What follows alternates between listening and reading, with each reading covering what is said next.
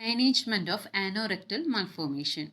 So usually in general management, NG tube suctioning for decompression, then NPO status have to be maintained, then IV lines, then for anal stenosis, manual dilation is done by Hegar's dilators for increasing the diameter.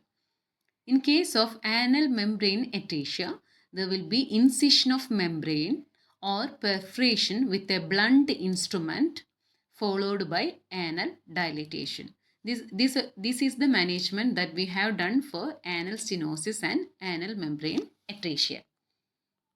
In this picture, you can see that anal opening is not there. So, by dilatation or through cut procedure, we are dilating the anal canal and maintain the opening in the second picture. Okay, that is the procedure we are doing in the anal agenesis and anal membrane atresia. So, we are maintaining or opening, or we are dilating the opening. Next is the treatment of low ARM. Okay, so in low ARM, usually what we are doing is the condition mainly the anal stenosis or anal agenesis. So here initially we are start with dilatations. Then after 3 to 4 weeks we are doing V2Y anoplasty for stenosed anus, anal transposition for ectopic stenosed anus, or cutback procedure for ectopic stenosed anus, or regular dilation of anoplasty by the parents after 3 weeks to prevent stenosis.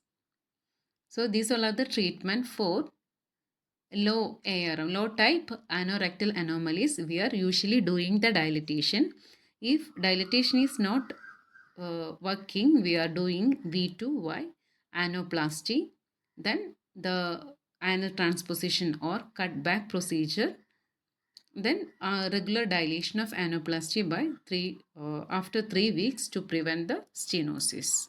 So anoplasty procedure we are usually doing in low anomalies or low type anorectal malformation. Then in case of high anomalies or high type anorectal malformation, initially we are doing is sigmoid colostomy. Then distal colostogram to define the lower limit of rectum and fistula. Currently, the posterior sagittal anorectoplasty is the procedure we are doing. Laparotomy or laparoscopic rectal pulse through operation after division of abnormal fistula into the urinary tract. Regular dilation of new anus after 3 weeks. Colostomy closure after 3 months. So these all are the procedure we are doing for high anomalies. So based on the anomaly, the procedure may be vary, but usually we are doing the colostomy. Then based on the condition, we are doing the posterior sagittal anorectoplasty. It can be done by laparotomy or laparoscopic pulse through. Then regular dilation of new anus. Then after the patient is improved, we are closing the colostomy. That is the procedure we are doing for high type anorectal anomaly. The main complication that may occur after the surgery is wound infection and retraction. Incontinence may be there. Strictures, again recurrence of strictures or narrowing occur. Acquired atresia may be there.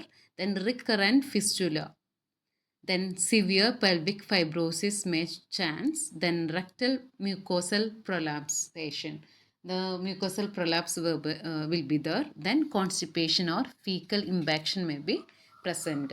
Sometimes nerve injury also may occur. When we are examining a newborn, we have to check the presence or absence of anus, gas or meconium from perineum, presence of vaginal and urethral opening, size of vaginal endoitus, then size of anal dimple, position of anus. All these things we have to carefully observe in order to identify any anorectal malformation. In case of anoplasty, we have to keep the site dry and clean, and diaper should not be used in the anoplasty. Okay, when stool is expelled, we have to clean immediately. There is a chance of infection. That's why when the stool is expelled, immediately we have to clean. Nothing should be inserted by rectum. No tension is placed on perineal suture. Okay, so the anoplasty, while doing anoplasty, these are the important points. We have to keep the site very dry and clean in order to prevent the infection, and nothing should be inserted and no tension should be given to the sutures. And another important thing that you have to remember is colostomy care. Okay, so that's regarding the anorectal malformation.